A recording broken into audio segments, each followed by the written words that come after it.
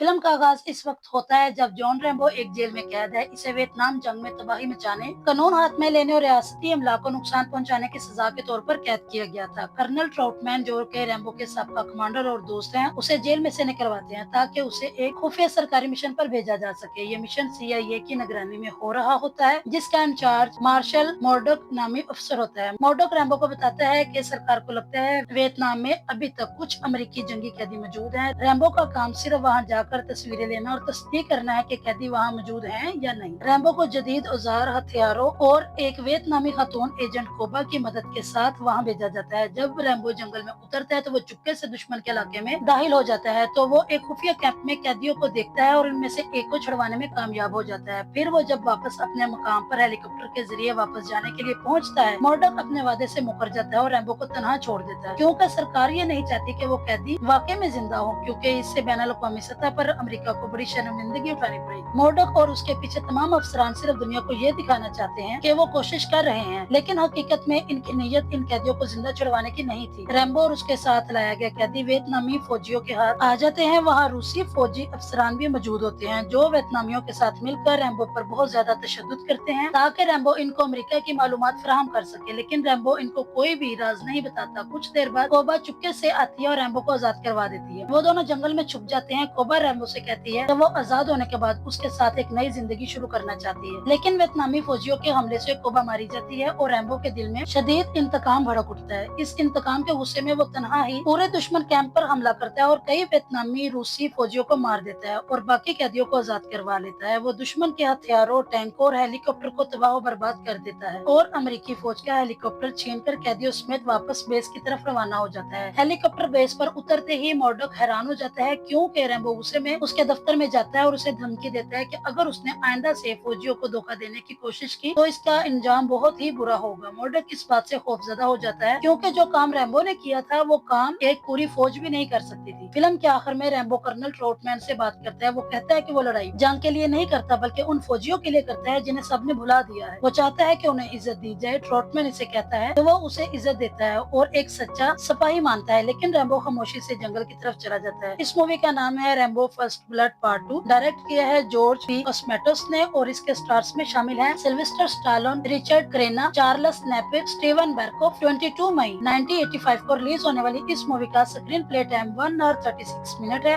IMDb ने भी इसे 6.5 आउट ऑफ 10 स्टार्स दिए हैं। $25.5 मिलियन में बनने वाली इस मूवी ने $300.4 मिलियन का रिकॉर्ड तोड़ बिजनेस करके रैम्बो सीरीज की सबसे ज्यादा सुपरहिट और पैसा वसूल मूवी का अवार्ड अपने नाम किया। और अगर आप भी ये मूवी देखना चाहते हैं तो ये आपको आसानी से Netflix, Amazon prime TV, YouTube, Google play TV, Apple iTunes और DVDs पर दस्तयाब है। आपको ये मूवी कैसी लगी अपनी राय का इजहार नीचे कमेंट बॉक्स में जरूर कीजिएगा। और अगर आपको हमारी ये वीडियो, हमारी टीम की ये मेहनत पसंद आई हो तो हमारे चैनल को जरूर सब्सक्राइब कीजिएगा। मिलते हैं अपनी अगली वीडियो में। Good bye.